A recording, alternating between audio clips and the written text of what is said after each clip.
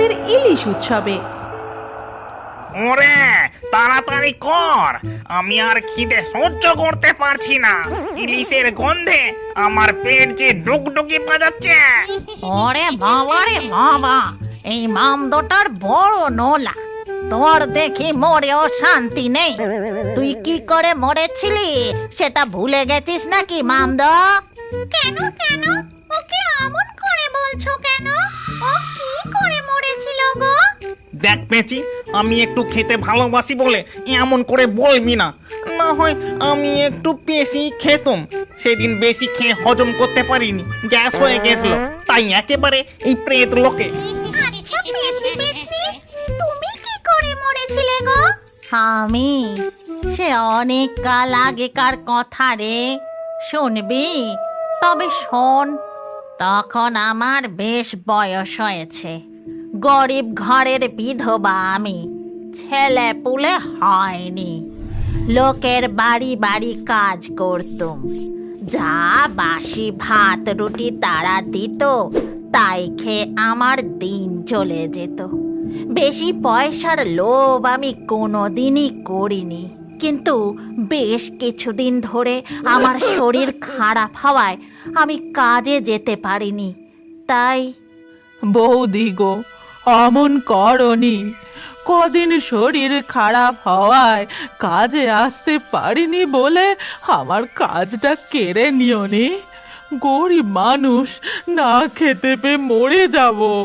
দেখো বাপু, আমার কাছে কেঁদে কোনো লাভ হবে না। যে আমার কাছে এখন কাজ করছে সে রোজ রোজ কাজে আসছে, তাকে আমি এখন কি করে ছাড়াই বলো তো? যাও যাও, অন্য বাড়িতে কাজ দেখে নাও, এখানে হবে না। এই রকম আরো দুটো বাড়িতে কাজ করতাম, তারাও একই কথা বলল। এদিকে শরীর অসুস্থ, পেটে প্রচন্ড খিদে, কি করি কোথায় যাই কিছুই বুঝতে পারছিলাম না। তখন মনের দুঃখে একটা পান মুখে দিয়ে চিবোতে চিবোতে গ্রামের পথ ধরে হাঁটতে লাগলো।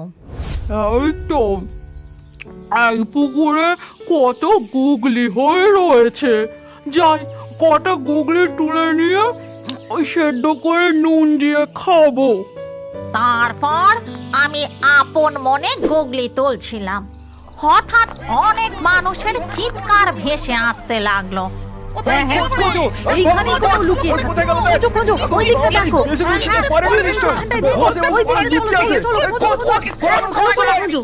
এই তো এইখানে, এই পুকুর পাড়ে লুকিয়ে বসে আছে।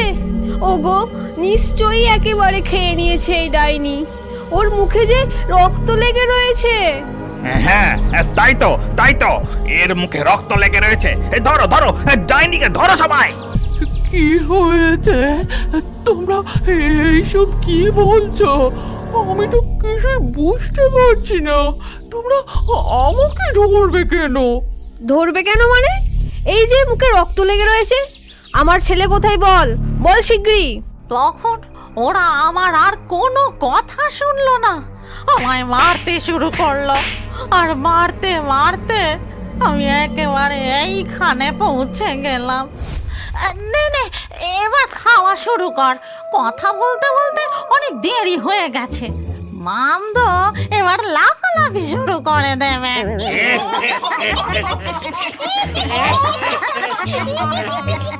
একই রে পেঁচি পেতনি, আমাদের নতুন বন্ধু যে কিছুই খাচ্ছে না, ওর পাতের সব কটা ইলিশ যে পড়ে রয়েছে।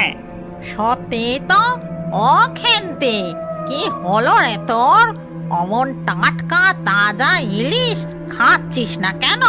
সেই 6 বছর আগে আমি মরেছি, তারপর পেতনি হয়ে এই গ্রাম সে গ্রাম, শ্মশান জঙ্গল কত জায়গায় ঘুরে তারপর একদিন তোমাদের সঙ্গে দেখা হলো।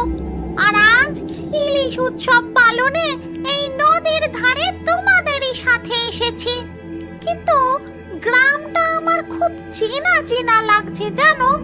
ও সব গ্রাম একই রকম দেখতে লাগে, ও নিয়ে তুমি অত ভেবো না তো। নাও নাও, খেয়ে নাও। না, আমি খাবো না, আমার ভালো লাগছে না। আমার কেমন যেন মনে হচ্ছে এই গ্রামটা আমি খুব চিনি। আচ্ছা, আমি না একটু গ্রামটা ঘুরে দেখি। এই কথা বলে খেন্তি সেখান থেকে উড়ে চলে যায়। তখন মামদো আর কোনো কথা না বলে চুপচাপ খেন্তির পাতের মাছগুলো খেতে শুরু করে।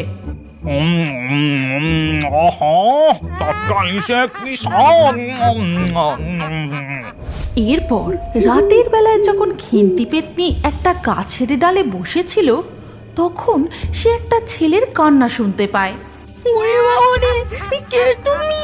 আমায় ছেড়ে দাও, আমায় মেরো না, বাঁচাও, কে কোথায় আছো, বাঁচাও। এত রাতে জঙ্গলের মধ্যে একটা বাচ্চা ছেলে কাঁদছে। কান্নার শব্দটা ওই দিক থেকে আসছে মনে হচ্ছে। যাই তো, গিয়ে দেখি একবার। এই কথা বলে খেন্তি পেতনি সেই দিকে উড়ে যায়। আর সে